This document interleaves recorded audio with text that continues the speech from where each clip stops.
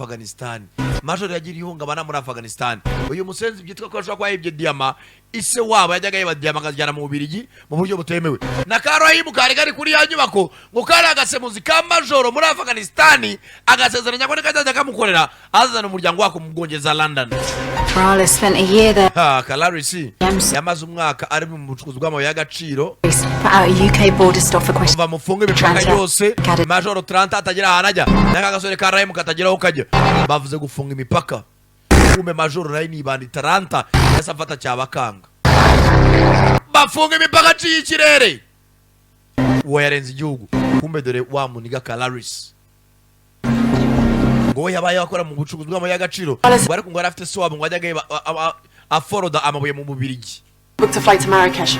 Kalarisi ko biri koza aja kujya muri Marrakesh ducunge neza ne bwatinze baza ko abantu batipa aho bajya hose ni mu bice by'ubwarabu muri Arabia Saudite. Ohereje abasirikare ku kibuga cy'indege mu mushake no musore mu myaka 30 bamucaho marega ni hinduye no apfa kumenye yambaye like a gentleman ngo no mujetoro bozane passport zanya bano bose mu gihugu by'ubwarabu n'abashaka passport zanya batanga ama passport barabacakaza maniga bacaho to.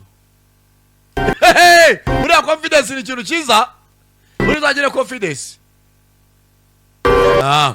Maniga yitonze attention indege igiye kujya muri Turukiya ko maniga ntabwo agiye muri bihugu by'inuze yerekeye Turkey babaraga muri za Marrakesh hehe. Uyu ni wowe kiraho ya passport ba verifie ko ari nzima atari igipirate yamaze kuverifia ko atari igipirate rwose Melville nizina yigisono no Melville yakuba Melville ukomeze niho bitwa ba Melville To Marrakesh. He checked in. indege rwose nimero muri Marrakesh ihagarikwe nonaha. The guard was on the bomb site.